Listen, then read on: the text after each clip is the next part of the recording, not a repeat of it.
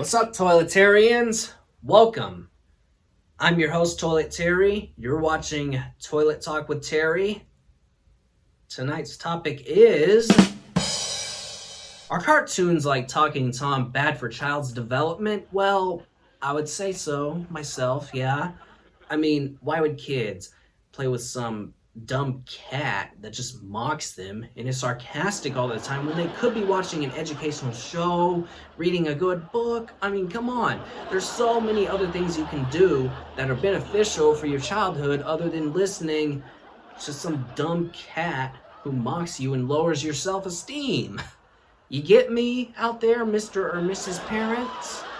I have a theory that parents, especially the ones who sit next to their kids while they're watching educational shows or read them a good book and say, "Ooh, did you get that lesson? Did you hear that?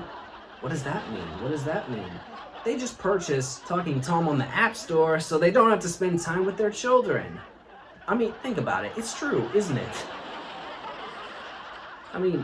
They just want their kid to spend time with a cat that mocks them all the time, doesn't teach them anything other than them, who would teach them something beneficial, just like an educational show or a good book would.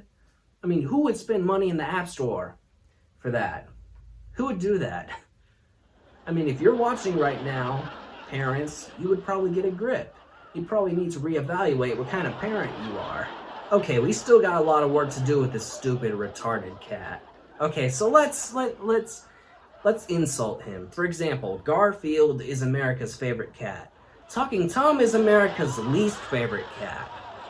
It's true though. He moves in the exact opposite direction. How about this? How about instead of Tom the talking cat, or whatever you want to call him, how about you do this?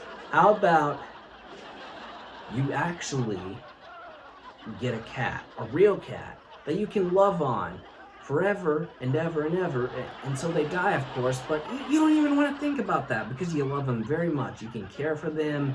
You can give them a good life. You can give them life more abundantly. Well, Jesus is the only one who can do that, but you know what I'm trying to say. Isn't that better than a sarcastic and heartless monster named Tom who just mocks you all the time? I know some cats can be ferocious, but they are loving animals. I've had a cat myself. Like an ad icon. That ad icon, Morris the cat, for example. More like that. If you want a cat that's actually living and breathing, there are plenty of shelters out there. You can go and get one. Come on. Who would choose mockery and sarcasm over a cat or a pet that would just love you unconditionally for years and years and years to come? Who would choose that? Probably a heartless monster, if you ask me. Come on, you're being mocked by a stupid play cat that's not even real. He's not real. He is not real. But we do have to mention the downside of a real-life breathing cat. For example, Tom may provide kids entertainment, and a real cat would provide even more, just a little bit more, but with a cost, and that includes vet expenses and bills, food, the little toys, litter box, potential vet visits for whenever your legs get shredded, an arm gets shredded, or something gets shredded. That's probably a lot more money than you would have to pay for Talking Tom in the App Store. And also, I would much rather be mocked and